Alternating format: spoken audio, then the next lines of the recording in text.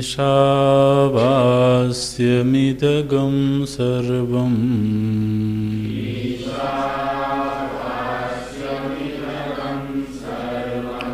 यत्किञ्च जगत्यां जगत्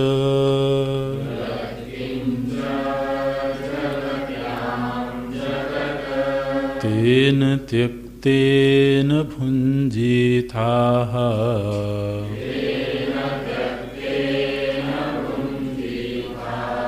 मा गृधः कस्य स्विद्धनम्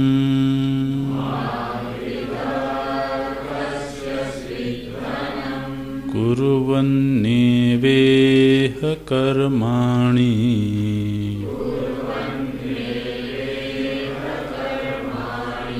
जिजीविषेच्छतगं समाः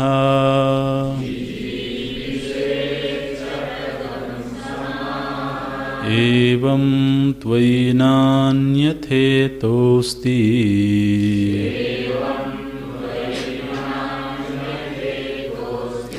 न कर्मा लिप्यते नरे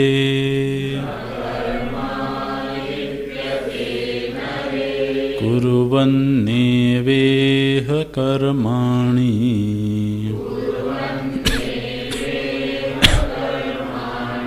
जिजीविषेच्छतगं समाः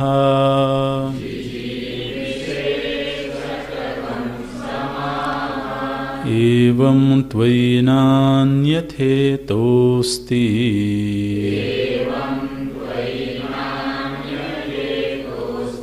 न कर्मा लिप्यते नरे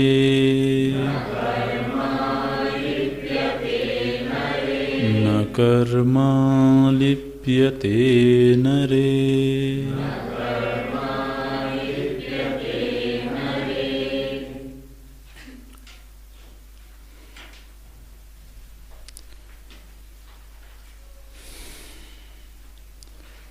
एवं आत्मविदः पुत्रादि ऐषणात्रय संन्यासेन आत्मज्ञाननिष्ठतया आत्मा रक्षितव्यः इति एष वेदार्थः। अथ इतरस्य अनात्मज्ञतया आत्मग्रहणाय अशक्तस्य इदम् उपदिशति मंत्रः कुर्वन्नेव इति। कुर्वन्नेव इह निर्वर्तयन्नेव कर्माणि अग्निहोत्रादीनि। जिजीविषेत् जीवितुम् इच्छेत् शतं शतसंख्याकाः समाः संवत्सरान् तावद्धि पुरुषस्य परम आयुः निरूपितम्। तथा च प्राप्त अनुवादेन यज्जीविषेत् शतं वर्षाणि तत्कुर्वन्नेव कर्माणि इति एतद् विधीयते। एवमेवं प्रकारेण त्वयि जिजीविषति नरे नरमात्राभिमानिनीति एतस्माद् अग्निहोत्रादीनि कर्माणि कुर्वतः वर्तमानात् प्रकाराद् अन्यथा प्रकारान्तरं न अस्ति येन प्रकारेण अशुभं कर्म न लिप्यते कर्मणा न लिप्यते इत्यर्थः। अतः शास्त्रविहितानि कर्माणि अग्निहोत्रादीनि कुर्वन्नेव जिजीविषेत्। कथं पुनः इदम् अवगम्यते? पूर्वेण मंत्रेण सन्यासिनः ज्ञाननिष्ठा उक्ताः, द्वितीयेन तद् अशक्तस्य कर्मनिष्ठा इति।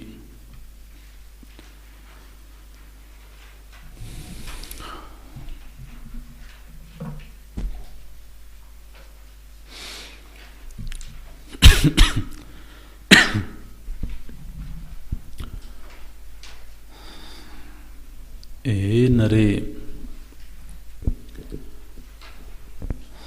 कुर्वन्नेव इह जिजीविषेत्। कर्माणि कुर्वन्नेव इह सतं समाः जिजीविषेत्। इस मंत्र का अन्वय पहले देख लेंगे। श्रुति माता संबोधित करती हैं, हे नरे, हे मनुष्य, इह अस्मिन् शरीरे अस्मिन् लोके कर्माणि कुर्वन्नेव शतं समाः जिजीविषेत्। हे मनुष्य, इस लोक में, इस शरीर में कर्म का संपादन करते हुए 100 वर्ष तक जीने की इच्छा करो। और यदि ऐसा करते हो तो न कर्म लिप्यते एवं त्वयि कर्म न लिप्यते। यदि शास्त्र विहित कर्म का संपादन करते हुए जीवन यापन होता है तो पाप कर्म का लेप नहीं होगा। एवं अन्यथा अतः न अस्ति। जीवन में उत्थान का इसके अलावा और कोई मार्ग नहीं है। तो ये मंत्र का शाब्दिक अर्थ है,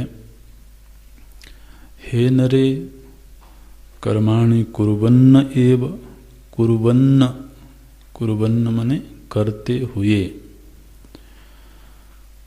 कर्माणि कुर्वन्न एव, कर्माणि के साथ में शास्त्र विहितानि कर्माणि।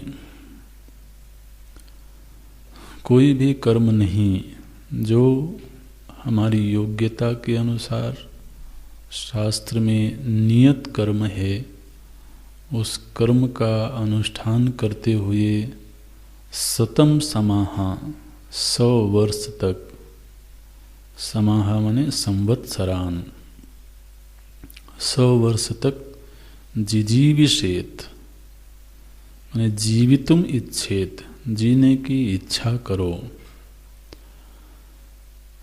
ये प्रथम पंक्ति में श्रुति माता का आदेश है। दूसरी पंक्ति में इस आदेश के पालन से क्या होगा और इसके अलावा कोई पथ है या नहीं है, तो 2 बातें अगली पंक्ति में बोलती हैं। यदि त्वम ईदृशः जीवितुम इच्छेत, इस तरीके से जीवन यापन करते हो तो त्वयि कर्म न लिप्यते, तो तुम्हारे ऊपर कर्म का लेप नहीं होगा। और कोई मार्ग है इसके अलावा? श्रुति कहती हैं न अन्यथा अतः अस्ति। इसके अलावा और कोई पथ नहीं है। भगवान भाष्यकार इन दोनों ही मंत्रों के जो संबोध्य हैं वो बताते हैं कि पृथक पृथक हैं। श्रुति माता का जो प्रथम उपदेश है, प्रथम मंत्र है, वो उस व्यक्ति के लिए है जो आत्मज्ञान के योग्य है, जिसका अंतःकरण निर्मल हो चुका है, सेवा करते हुए, साधना करते हुए, उपासना करते हुए, जिसके जीवन में गहरी उपासना है और सेवा है। और ऐसे सेवा और उपासना का जीवन जीते हुए जिसका अंतःकरण निर्मल हो चुका है, आसक्तियाँ कम हो चुकी हैं, असद वासनाएं क्षीण हो चुकी हैं, अब वह पूरी तरह से आत्मज्ञान को धारण करने के लिए तैयार है, परिपक्व है। ऐसे साधक के लिए श्रुति माता का प्रथम उपदेश है, ईशावास्यमिदं सर्वं यत्किंच जगत्याम जगत। लेकिन ऐसे भी लोग हैं जो अभी उस लायक नहीं हैं, जिनमें अभी आत्मज्ञान को धारण करने की सामर्थ्य नहीं है, बुद्धि में वो सूक्ष्मता नहीं है कि वो आत्मज्ञान जैसी सूक्ष्मतम वस्तु का अनुसंधान कर सके। तो ऐसे जो अभी स्थूल बुद्धि लोग हैं, उनके जीवन में आगे बढ़ने का साधन क्या है? तो ये दूसरा मंत्र है, ये उस व्यक्ति के लिए है। तो दोनों ही मंत्रों के संबोध्य अलग अलग हैं। भगवान भाष्यकार बोलते हैं, एवं आत्मविदः, ऐसा जो आत्मविद है, ऐसा जो आत्मविद है माने आत्मज्ञानी है, कैसा है? बोले पुत्रादि ऐषणात्रय संन्यासेन, उसके जीवन में अब कोई परिवार, समाज, धन आदि की आसक्ति नहीं है। वह सहज ही सब कुछ संन्यस्त कर देने में, छोड़ देने में रुचि रखता है। दूसरा, आत्मज्ञान निष्ठतया, आत्मज्ञान की निष्ठा प्राप्त करके आत्मा की रक्षा करना चाहता है।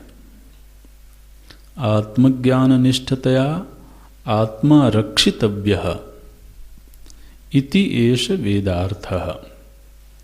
जो प्रथम वेद है, अर्थात जो प्रथम मंत्र है, वो उस मंत्र का यह वेदार्थ है। तो देखिए, प्रथम मंत्र को यहाँ पर भगवान भाष्यकार एक पंक्ति में व्याख्या दे देते हैं। प्रथम मंत्र का वेदार्थ क्या है, माने उसका तात्पर्य क्या है? तो बोलते हैं कि जो आत्मज्ञानी है, यहाँ पर आत्मज्ञानी का अर्थ है जिसको अभी श्रवण से ज्ञान प्राप्त हो गया है, किंतु मनन और निदिध्यासन नहीं हुआ है, संशय और विपर्य का निवारण नहीं हुआ है, लेकिन ज्ञान निर्दोष है। ऐसे उच्च कोटि के साधक को भगवान भाष्यकार कहते हैं आत्मविद। यह आत्मविद का अर्थ ब्रह्मज्ञानी नहीं।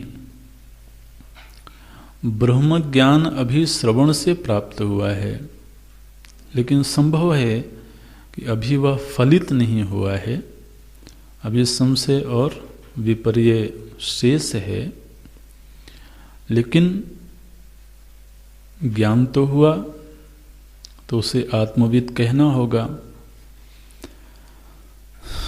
तो बोलते हैं एवं आत्मविद। देखिए एकदम नीचे जो टिप्पणी लिखी हुई है, हालांकि बड़े छोटे अक्षर हैं लेकिन आप देख पाएंगे, एवं आत्मविद की व्याख्या थोड़ी कर देते हैं। पहली ही टिप्पणी है, एवं आत्मविद अपरिपक्व ज्ञानस्य, मिला, अपरिपक्व ज्ञानस्य इत्यर्थः। ज्ञान तो प्राप्त हुआ है लेकिन अभी वह परिपक्व नहीं हुआ है, किंतु शुद्धांतःकरणस्य इति, अंतःकरण शुद्ध है, आत्मज्ञान को धारण करने की पूरी योग्यता है। ऐसा जो आत्मविद है उसके पास दो सामर्थ्य हैं। एक सामर्थ्य है पुत्रादि ऐषणात्रय संन्यासेन, वह पुत्र आदि की ऐषणा का संन्यास करने में समर्थ है, तो संन्यास के द्वारा। और दूसरा आत्मज्ञान निष्ठतया, आत्मज्ञान का सतत चिंतन करते हुए वो इस आत्मा की रक्षा करता है। आत्मा की रक्षा करता है माने वो जो ज्ञान प्राप्त हुआ है उस ज्ञान की रक्षा करता है। रक्षा कैसे होगी? सतत उसी का चिंतन, उसी पर मनन और उसी पर ध्यान। तो मनन और निदिध्यासन करते हुए वह श्रवण में प्राप्त आत्मज्ञान की रक्षा करता है। ऐसा जो साधक है, बल्कि साधक नहीं महापुरुष कहना चाहिए, वो प्रथम मंत्र का संबोध्य है, प्रथम मंत्र का उपदेश उसके लिए हुआ है। अब अथ, भगवान भाष्यकार अथ बोलते हैं, माने अब दूसरा प्रसंग है, माने दूसरे व्यक्ति के लिए है। अथ इतरस्य, इतरस्य माने इस निर्मल अंतःकरण वाले महापुरुष से पृथक, इतरस्य माने भिन्न। अनात्मज्ञतया, जो अभी आत्मज्ञ नहीं हुआ है, अर्थात जिसे श्रवण से आत्मज्ञान की प्राप्ति नहीं हुई है। देखिए टिप्पणी इस पर बोलते हैं, अनात्मज्ञतया इति अशुद्धांतःकरण तया इति यावत्। मिला? दूसरी टिप्पणी है अशुद्धांतःकरणतया इति यावत्। भगवान भाष्यकार ने शब्द दिया अनात्मज्ञतया, जो भी आत्मज्ञ नहीं हुआ है, आत्मग्रहणाय अशक्तस्य, और जो उस तत्वज्ञान को ग्रहण करने में समर्थ नहीं है, ऐसे व्यक्ति के लिए इदम उपदिशति मंत्र, श्रुति माता इस मंत्र का उपदेश कर रही हैं। किस मंत्र का? बोले कुर्वन्नेव इति।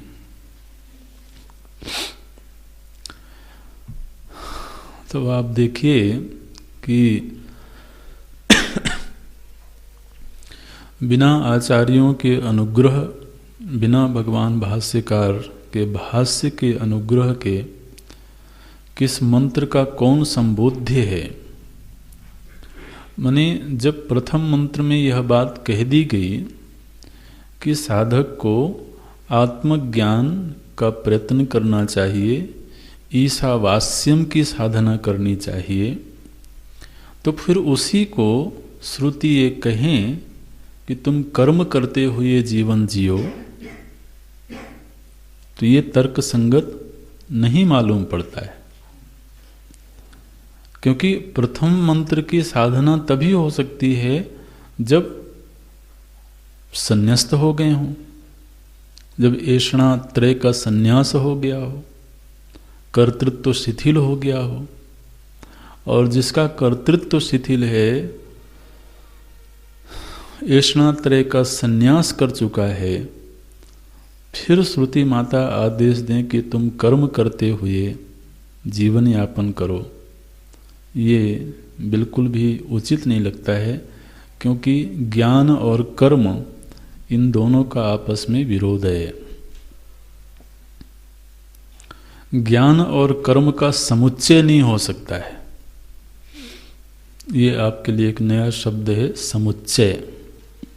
ये इस उपनिषद में विस्तार से इस शब्द को सुनने को मिलेगा। तो जो कर्म है वो अज्ञान मूलक है, अज्ञानजन्य है। तो जो अज्ञान मूलक है उसका ज्ञान के साथ में समुच्चय नहीं हो सकता है। तो जीवन में कर्म का आश्रय भी हो और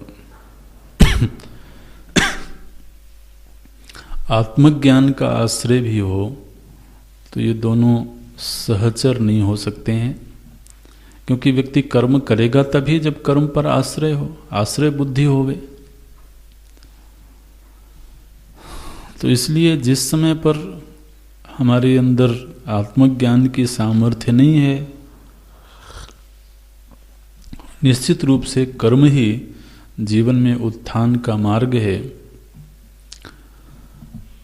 लेकिन आत्मज्ञान की योग्यता यदि आ गई तो फिर कर्म त्याग तो करना ही होगा। कर्म भी होता रहे, माने कर्म पर आश्रय बुद्धि बनी रहे, और साथ ही आत्मज्ञान का प्रयत्न होवे, ये दोनों साथ साथ नहीं हो सकते हैं। और श्रुति माता ऐसा आदेश नहीं दे सकती हैं। तो प्रथम मंत्र का जो संबोध्य है वो आत्मवित् है, वो संन्यस्त है, वो आत्मज्ञान का पालन करने में, उसका चिंतन करने में, ध्यान करने में समर्थ है। दूसरा व्यक्ति है जो अभी इतना शुद्ध अंतःकरण नहीं हुआ है, किंतु वो जीवन में आगे बढ़ना चाहता है। तो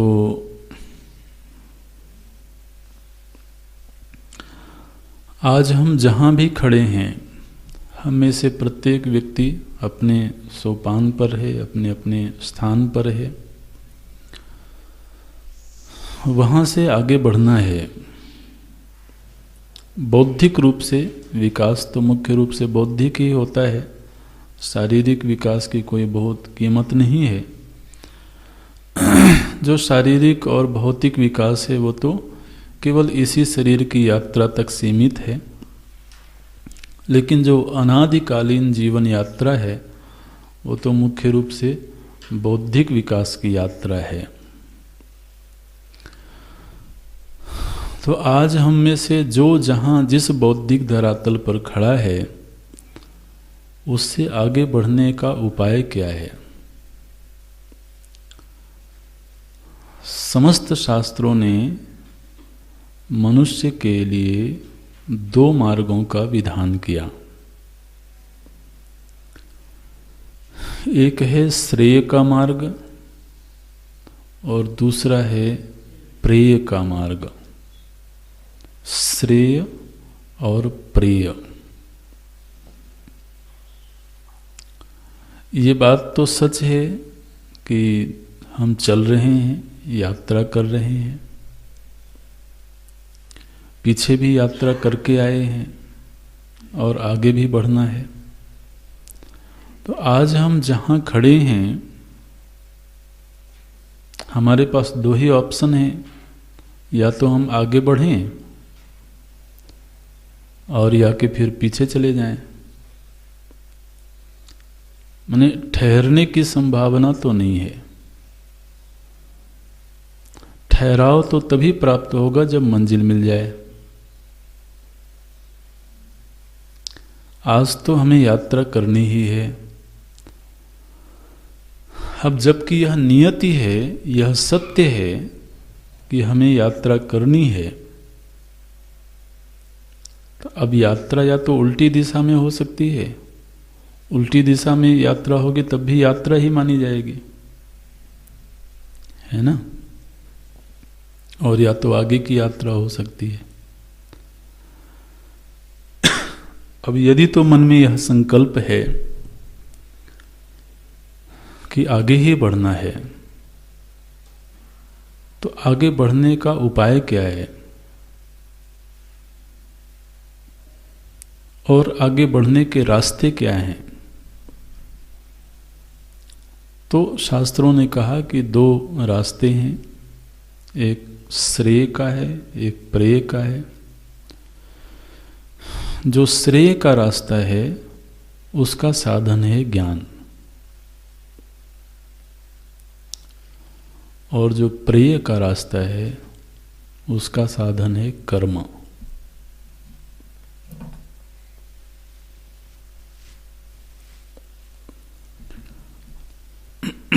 इन दोनों के अलावा ना तो कोई रास्ता है और ना ही कोई साधन है। या तो इतनी सामर्थ्य होवे कि हम आत्मज्ञान को धारण कर सकें, और उस सामर्थ्य का नाम है चित्त की सूक्ष्मता, चित्त की निर्मलता, चित्त की एकाग्रता। क्योंकि ज्ञान का जो अधिकरण है वो चित्त है, बुद्धि है। जिस बुद्धि में ज्ञान को प्रकट होना है उस बुद्धि में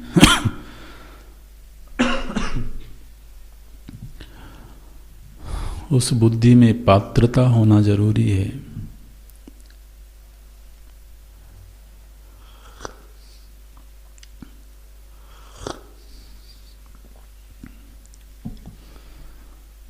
कोई बर्तन हो, कोई पात्र हो,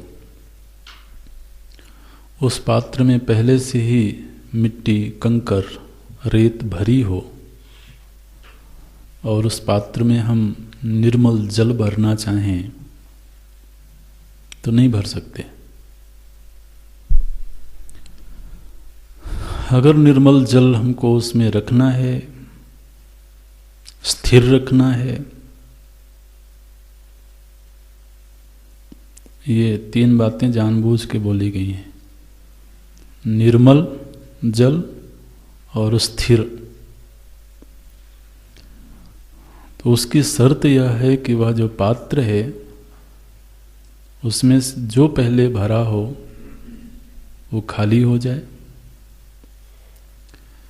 पात्र साफ हो जाए, शुद्ध हो जाए, और पात्र में स्थिरता होवे।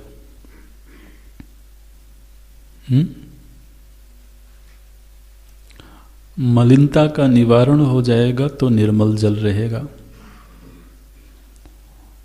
पात्र स्थिर होगा तो जल में स्थिरता होगी। हिलता हुआ पात्र हो तो जल स्थिर नहीं रहेगा। तो ये जो हमारा अंतःकरण है, जो अनादिकाल से हमारे साथ यात्रा कर रहा है, पता नहीं कितने तरह की वासनाएं, कितने तरह के कंकर, कितनी मिट्टी भरी होगी इसमें, वो उसी को वासना बोलते हैं, उसी को असद वासना बोलते हैं। ये जो असद वासनाएं हैं यही हमारे अंदर सांसारिक विषयों की इच्छा पैदा करती हैं। वासनाओं की कितनी मात्रा है, उनका क्या स्तर है, ये हम अपने इंद्रियों से देख नहीं सकते हैं, लेकिन वासनाओं का स्तर कैसा है इसका अनुमान होता है जब वो इच्छा के रूप में प्रकट होती हैं। इच्छा का जन्म वासनाओं की पूंजी से होता है। तो जो हमारे अंदर उत्पन्न होने वाली इच्छाएं हैं, कामनाएं हैं, वो इस बात का संकेत करती हैं कि वासनाओं का स्वरूप कैसा है। यदि निरंतर विषय वासना की इच्छा पैदा होती है, निरंतर भोग इच्छा पैदा होती है, भक्ति की इच्छा पैदा नहीं होती है, उपासना की इच्छा पैदा नहीं होती है, तो ये इच्छा इस बात का संकेत करती है कि अभी जो हमारे अंदर के संस्कार हैं वो संस्कार बहुत निर्मल नहीं है, बहुत सात्विक नहीं है। और महाराज, भोग की इच्छा पैदा हो तब भी थोड़ा ठीक है। कई बार तो आलसी बने रहने की इच्छा पैदा होती है। कुछ नहीं करने की इच्छा पैदा होती है, क्योंकि भोग की इच्छा भी पैदा होगी तो कुछ करना पड़ेगा, तब भोग मिलेगा, है ना। तो आलस्य में पड़े रहने की, प्रमाद में पड़े रहने की इच्छा होती रहती है। और चूंकि आलस्य प्रमाद में थोड़ा सुख भी मिलता है, हालांकि वो तामसिक सुख है, लेकिन सुख मिलता है। तो आदमी की इच्छा होती है अब क्या करना है, बैठो आराम से।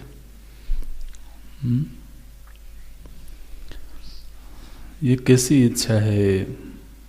बोले ये पतन की ओर ले जाने वाली इच्छा है। ये जो तमोगुणी इच्छा है, उन्हें देखिए जी, श्रुति माता ने दो बातें बता दी। अगर चित्त शुद्ध है, सात्विक है, तो वह आत्मज्ञान के लिए प्रयत्न करेगा। और चित्त में अभी रजोगुणी वासनाएं हैं तो कर्म करेगा। और इन दो के अलावा कोई मार्ग है नहीं। तो जो तीसरा मार्ग हमने चुना है, हमने इजाद किया है, वो तमोगुण का मार्ग है।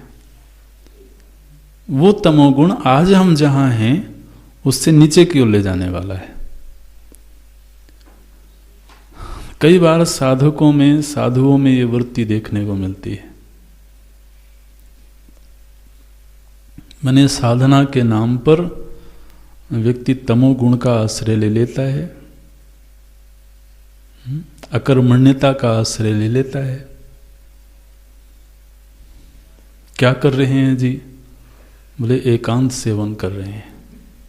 अच्छा, उस एकांत सेवन में हो क्या रहा है? बोले ये तो पता नहीं क्या हो रहा है, वही जाने। अब हो क्या रहा है? रजाई तान के सो रहे हैं और क्या हो रहा है?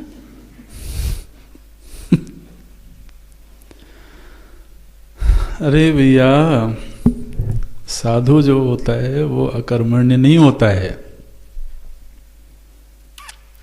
उसने जीवन में उत्थान का मार्ग चुना है, तमोगुण पतन का मार्ग है। तो उस वेश को क्यों कलंकित करना?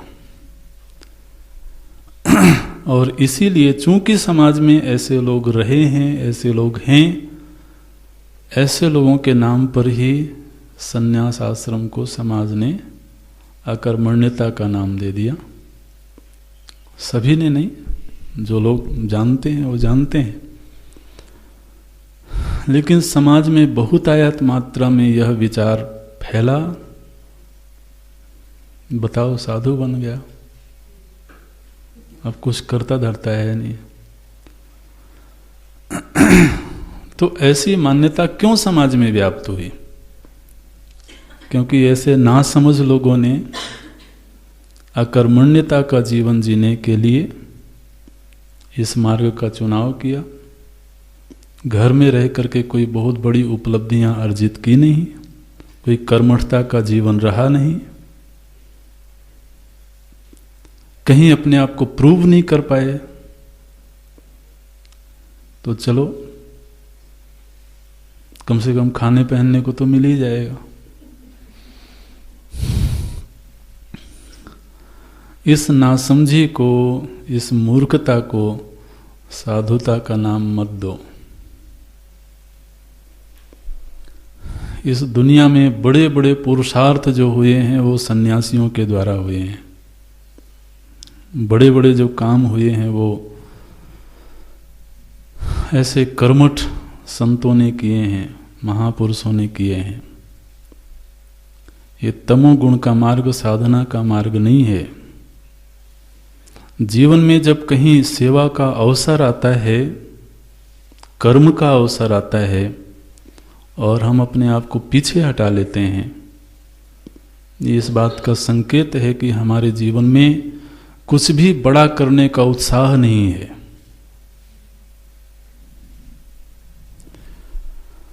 हम जहां भी हैं हमारे सामने कोई ना कोई कर्तव्य होता ही है। ऐसा कोई नहीं कह सकता है कि मैं जिस जगह पर हूं वहां मेरे सामने कोई कर्तव्य नहीं है, कोई सेवा का अवसर नहीं है।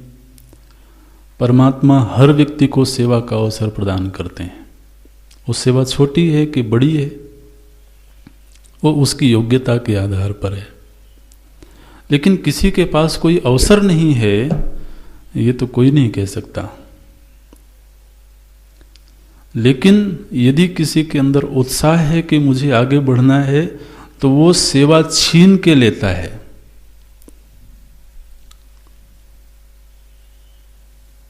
क्योंकि उसको मालूम है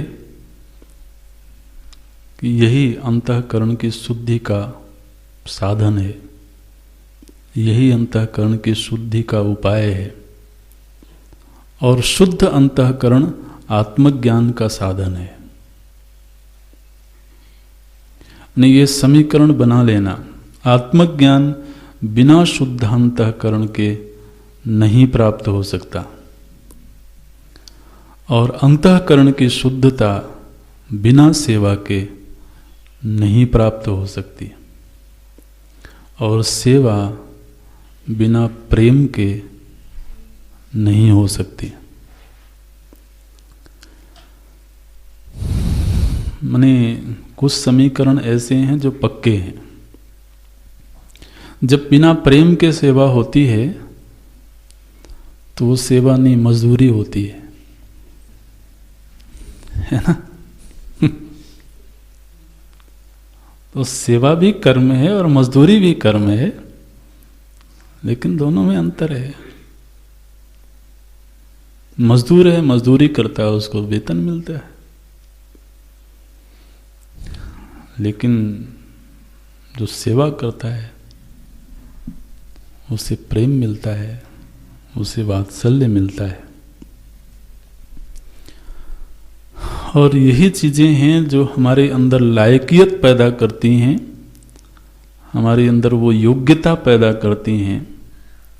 अरे भगवान तो लालायित हैं कि इसके अंतःकरण में मैं प्रेम रख दूं। भगवान तो आतुर हैं कि इसकी बुद्धि में मैं ज्ञान की स्थापना कर दूं। लेकिन किसके? कहीं कोई पात्रता तो दिखे, कहीं कोई अधिकारित्व तो दिखे, और वो लायकियत हमें प्रस्तुत करनी होगी। हमें अपने उत्साह से, अपने समर्पण से प्रस्तुत करना होगा कि हाँ, मैं इस लायक हूं कि आप मेरे पास अनमोल धरोहर रख सकते हो। ये जो भगवत प्रेम है, जो भगवत संबंधी ज्ञान है, ये बड़ी अनमोल वस्तुएं हैं। ये हर किसी ऐरे गहरे को नहीं दी जाती हैं। तो उत्साह जब दिखता है तो कर्म के क्षेत्र में भी आगे बढ़ना है, तो उसकी पहली शर्त है कुछ अचीव करने का, कुछ पाने का उत्साह हो जीवन में। और जीवन में उत्साह होगा वो व्यक्ति अकर्मण्य कभी नहीं हो सकता। माने एम्बिशियस होना केवल लौकिक जगत में ही जरूरी है क्या? महाराज जो आत्मज्ञान पाने की इच्छा रखता है वो बहुत एम्बिशियस है। वो इतनी बड़ी चीज पाना चाहता है जो दुनिया में बहुत थोड़े लोगों को मिलती है। आखिर आप महत्वाकांक्षी किसको बोलते हैं? जिसके अंदर महत्व की आकांक्षा है। ये एम्बिशियस का हिंदी में जो शब्द है वो महत्वाकांक्षा। महत्वाकांक्षा माने क्या? जो चीज महत्वपूर्ण है उसको पाने की आकांक्षा, इसको बोलते हैं महत्वाकांक्षा। तो हमने अपने बुद्धि से, अपने विचार से किस चीज को महत्वपूर्ण माना है? कोई सामान्य जीवन जीने वाला व्यक्ति है, साधारण जीवन जीने वाला व्यक्ति है, उसके लिए महत्व की चीज है पद, महत्व की चीज है धन, महत्व की चीज है प्रतिष्ठा। तो चूंकि वो चीजें महत्वपूर्ण दिखाई देती हैं तो उनकी आकांक्षा है उसके मन में। एक साधु है, सन्यासी है, उसके लिए महत्व की चीज है भक्ति, उसके लिए महत्व की चीज है योग, ज्ञान। तो हर बुद्धि में, हर व्यक्ति के अंदर कोई ना कोई चीज महत्व के जगह पर है जिसको महत्वपूर्ण मानता है। और जिसको महत्वपूर्ण मानता है उसको पाने की आकांक्षा है।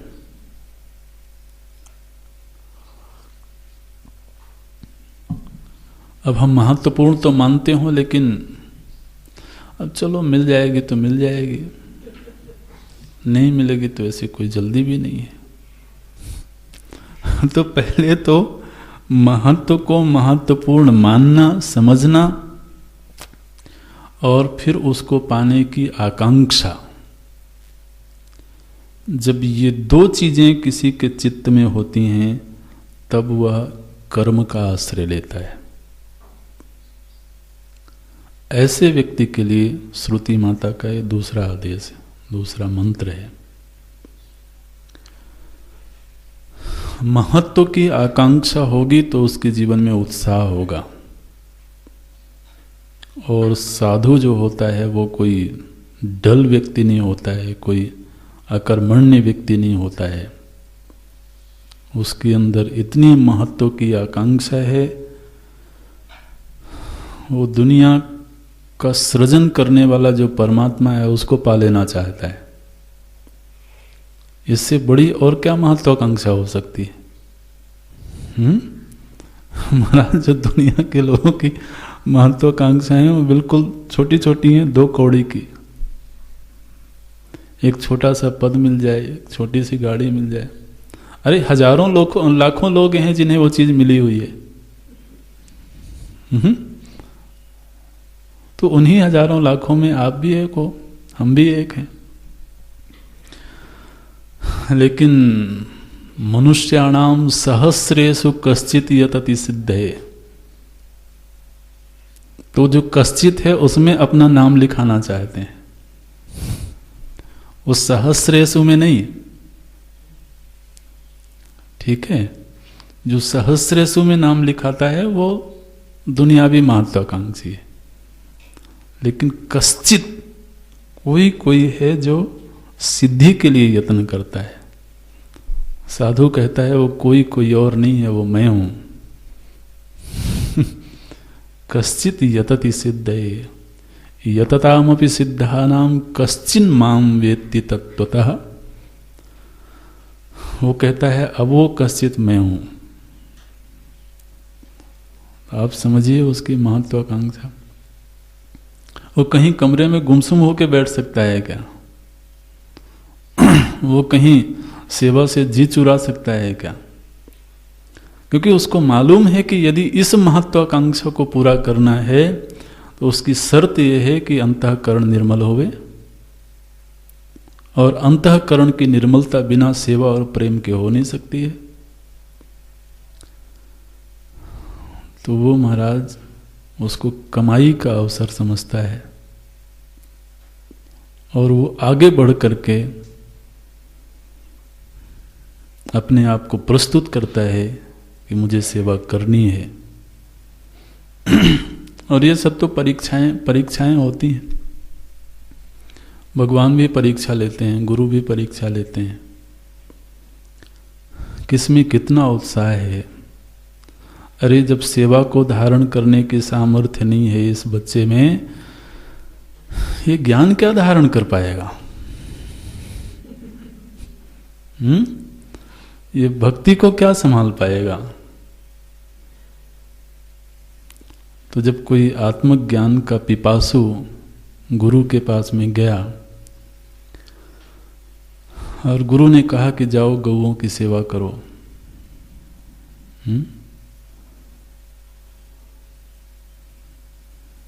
अजी हम आत्मज्ञान पाने आए थे, हम कोई गाय से चराने आए थे।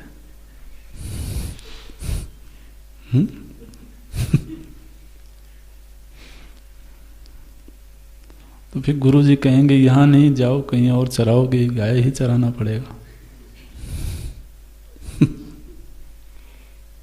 तो वो तो एक तरह का परीक्षण होता है कि इसमें श्रद्धा की मात्रा कितनी है, इसमें चित्त शुद्धि का क्या स्तर है, क्या धरातल है। अगर वो छोटे छोटे दायित्वों का निर्वहन नहीं कर सकता है,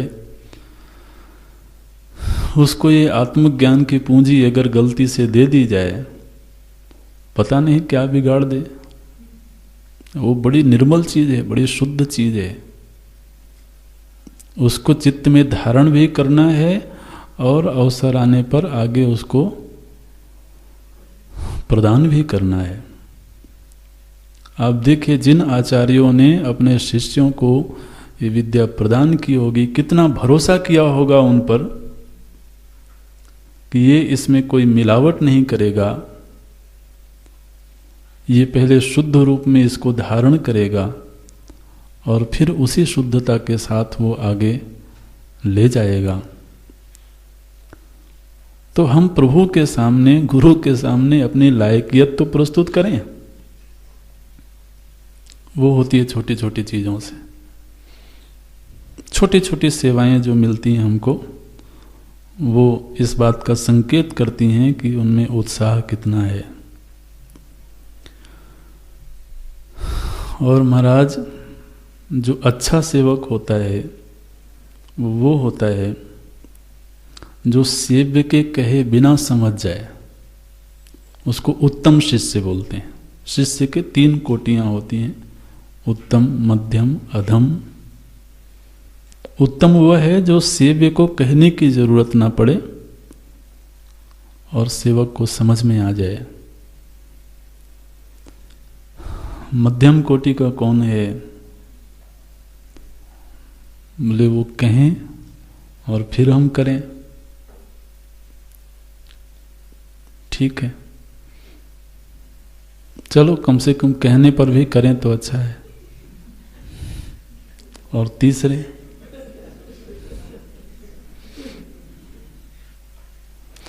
करने वाले बहुत हैं, मेरी क्या जरूरत है, और लोग हैं कर लेंगे। तो गुरु जी कहेंगे कि फिर भाई वात्सल्य भी उन्हीं को मिलना चाहिए जो और लोग हैं, ठीक है ना।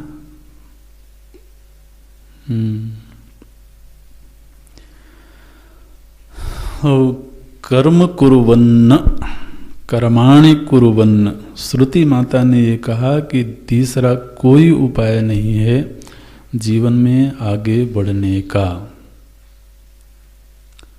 तीसरा उपाय जो हम सोचते हैं आलस्य का, प्रमाद का, उसके लिए आगे श्रुति माता मंत्र बोलेंगी,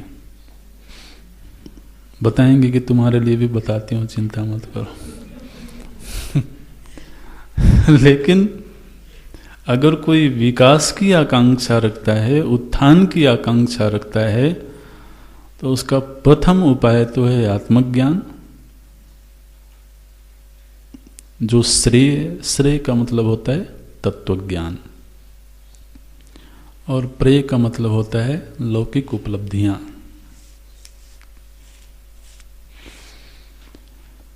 हे नरे, हे मनुष्य, पता नहीं पूर्व के किन कर्मों की वजह से, किस अनुग्रह से आज तुम इस धरातल पर खड़े हो। ये मनुष्यता का धरातल भी एक बड़ी उपलब्धि है। गोस्वामी जी ने तो कहा कि कबहू की करी करुणा नर देही, देत ईश बिनु हेत सनेही। ये तो जो मनुष्य शरीर जीव को प्राप्त हुआ है, ये तो उनकी करुणा का परिणाम है।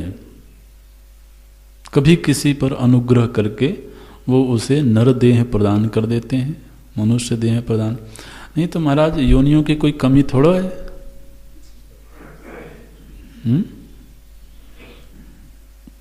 असंख्य योनियां हैं, तो कहीं भी चींटी मकोड़ा बने पड़े रहते। लेकिन अगर ये मनुष्य शरीर मिला तो अब श्रुति माता कहती हैं कि बच्चे, जब तुम इतनी बड़ी उपलब्धि को अर्जित कर लिए हो, तब अगर इससे पीछे लौटते हो तो ये तो इस देह को प्राप्त करने का एक तरह से अपमान कर रहे हो। बौद्धिक सामर्थ्य प्राप्त हुई, उसको अपमानित कर रहे हो। इससे पीछे मत जाओ, आगे बढ़ो। और आगे बढ़ने के दो ही उपाय हैं, या तो बहुत योग्य हो तो आत्मज्ञान अर्जित करो और मुक्त हो जाओ, और अभी वो योग्यता नहीं है तो उस योग्यता को प्राप्त करने के लिए सत्कर्म का आश्रय लो, सेवा का आश्रय लो। और यह जो सेवा का मार्ग है, यही अंतःकरण की शुद्धि रूपी योग्यता को प्रदान करने वाला है।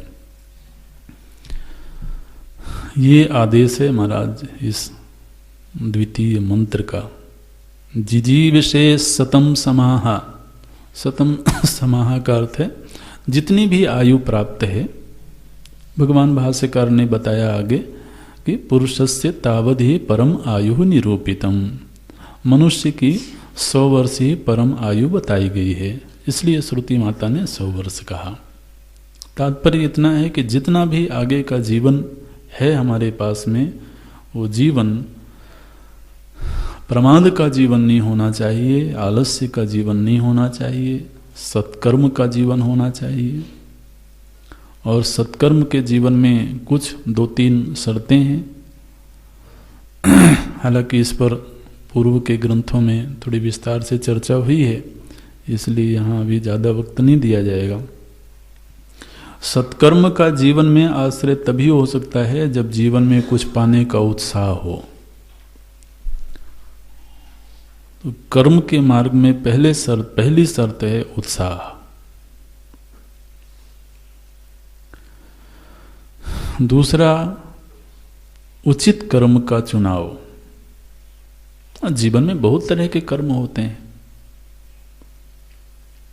लेकिन उचित कर्म का चुनाव होवे। और कई बार हमारे अंदर वो योग्यता नहीं होती है कि हम अपने आप कर्म का चुनाव कर सकें। तो कोई हमारे आराध्य हैं, हमारे सेव्य हैं, गुरु हैं, प्रभु हैं, वो आदेश कर दें।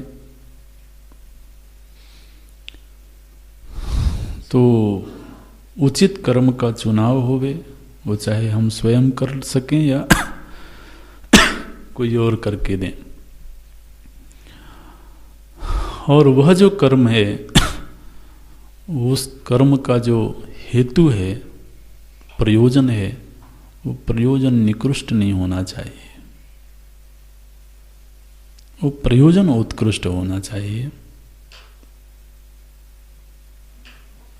मानो कि एक यज्ञ रूपी कोई कर्म करने जा रहे हैं, वैदिक कर्म करने जा रहे हैं। उस यज्ञ रूपी कर्म का प्रयोजन क्या है? यदि केवल निजी सुख है तो वह निकृष्ट है। लोक सेवा है, थोड़ा उत्कृष्ट है। गुरु सेवा है, उससे भी उत्कृष्ट है। प्रभु सेवा है, उत्कृष्ट है। तो कर्म किसके लिए? कर्म करने का उत्साह, उचित कर्म का चुनाव, और वह कर्म किसके लिए? जिसके लिए होगा उससे प्रेम। तो अभी 3 शर्तें केवल इस प्रसंग में चर्चा करेंगे। उत्साह, उचित कर्म का चुनाव, और कर्म का जो निमित्त है उससे प्रेम। कोई कहता है कि मैं देश के लिए कर्म करता हूँ, देश के लिए जीना चाहता हूँ। तो देश के लिए जीने की पहली ही शर्त है कि वो देश से प्रेम करे।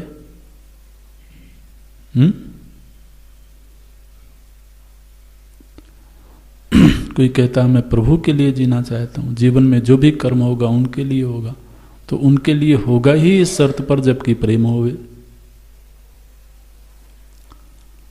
तो 3 शर्तें हैं महाराज, जो जीवन में होवे तो वो कर्म का जीवन जिएगा, और वही अंतःकरण की निर्मलता का साधन बनता है।